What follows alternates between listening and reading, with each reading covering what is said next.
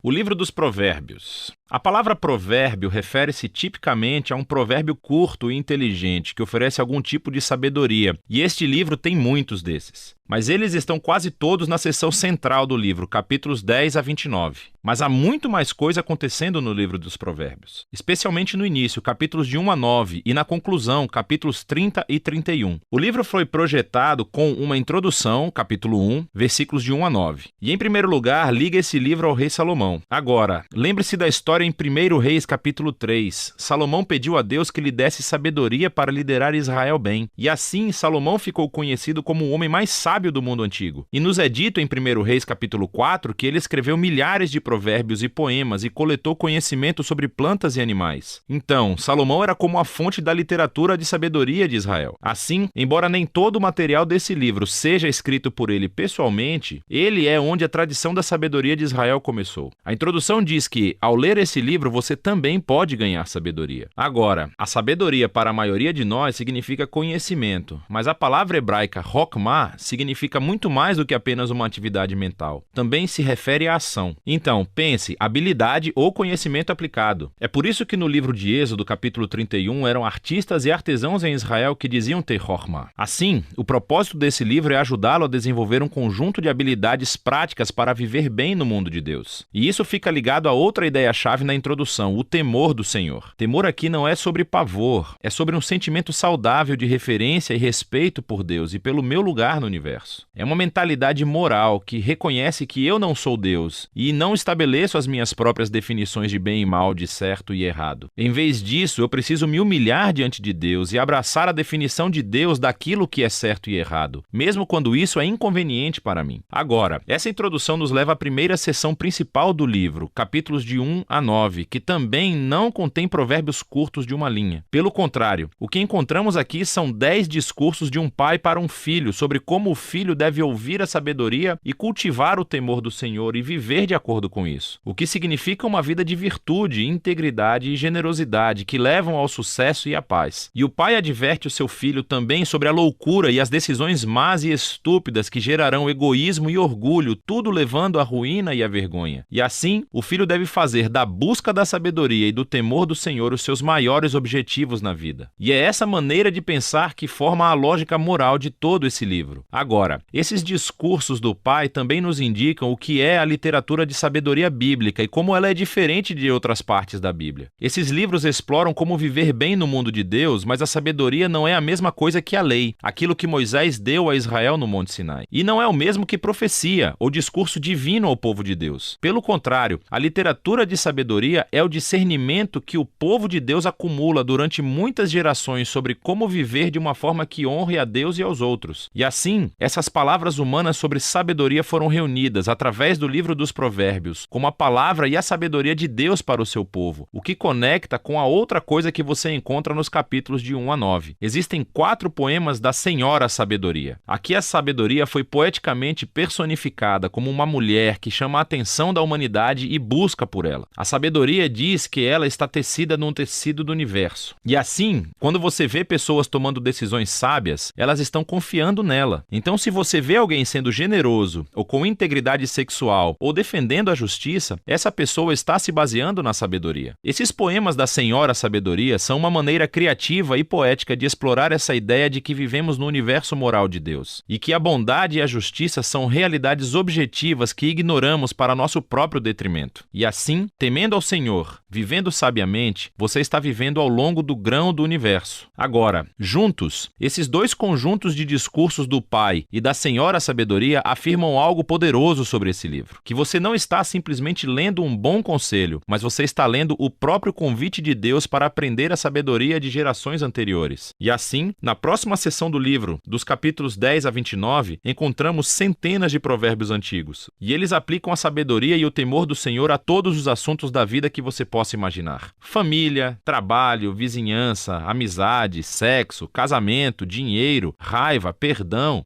álcool, dívidas, tudo. E todos esses assuntos são filtrados através do sistema de valores de Provérbios de 1 a 9. Agora, esses provérbios são muito curtos, são fáceis de memorizar. E, na verdade, essa seção do livro deve se tornar um trabalho de referência que você retorna várias vezes ao longo dos anos, o que levanta algumas questões importantes à medida que você aprende a ler esses provérbios. Em primeiro lugar, os provérbios são, por natureza, sobre probabilidades. Se você teme ao Senhor e faz escolhas sábias e boas, as coisas provavelmente irão bem para você. E se você não teme ao Senhor, você é tolo e a sua vida provavelmente não irá bem. Ora, isso é muitas vezes verdade, mas nem sempre. O que leva ao próximo ponto de que os provérbios não são promessas. Eles não são fórmulas para o sucesso. Assim, alguns provérbios, como por exemplo, o temor ao Senhor prolonga a vida, mas os anos dos ímpios são interrompidos. Ou, treine a criança no caminho que deve seguir e quando estiver velha não se afastará dele. Temer a Deus e ser uma pessoa moral provavelmente levará uma vida melhor e mais longa. E criar seus filhos em um lar estável e amoroso os prepara bem, mas não há garantias. Muitas coisas podem dar e muitas vezes dão errado no nosso mundo. E por último, os provérbios, por natureza, enfocam a regra geral, mas não as exceções, que são muitas. E os livros de sabedoria não ignoram isso. As exceções são aquilo de que os outros livros de sabedoria, Jó e Eclesiastes, falam. E juntos, eles reconhecem que a vida é muito complexa para fórmulas simples. E é por isso que precisamos de todos os livros de sabedoria juntos para obter uma visão mais ampla. Isso tudo leva à seção final do livro, duas grandes coleções de poemas. Primeiro, poemas de um homem chamado Agur, que começa reconhecendo a sua própria ignorância e tolice, e sua grande necessidade de obter sabedoria de Deus. E Agur descobre que a sabedoria divina foi dada a ele nas Escrituras, que o ensinavam a viver bem. E assim, Agur é apresentado diante de nós como um leitor modelo do livro de Provérbios. Alguém que está sempre atento para ouvir a sabedoria de Deus através das Escrituras. Os poemas finais estão ligados a um homem chamado Lemuel. Ele é um rei não israelita. E ele passa a sabedoria que foi dada a ele por sua mãe. É uma orientação sobre como ser um líder sábio e justo. E então, o poema final é um acróstico ou um poema alfabético, onde cada linha começa com uma nova letra do alfabeto hebraico. E o poema inteiro é sobre a mulher de caráter nobre. Ele retrata uma mulher que vive de acordo com a sabedoria de Provérbios e se apresenta como um modelo de alguém que aceita a sabedoria de Deus. E depois traduz isso em decisões práticas na vida cotidiana, no trabalho ou em casa, na família e na comunidade. Assim, o livro começou com as palavras de um pai a um filho sobre a necessidade de ouvir a Senhora sabedoria. E agora o livro termina oferecendo as palavras de uma mãe ao filho sobre a mulher que vive com sabedoria. O livro dos Provérbios é para todas as pessoas, em todas as fases da vida. É um guia para viver bem e com sabedoria no mundo bom de Deus. E é disso que se trata o livro de Provérbios.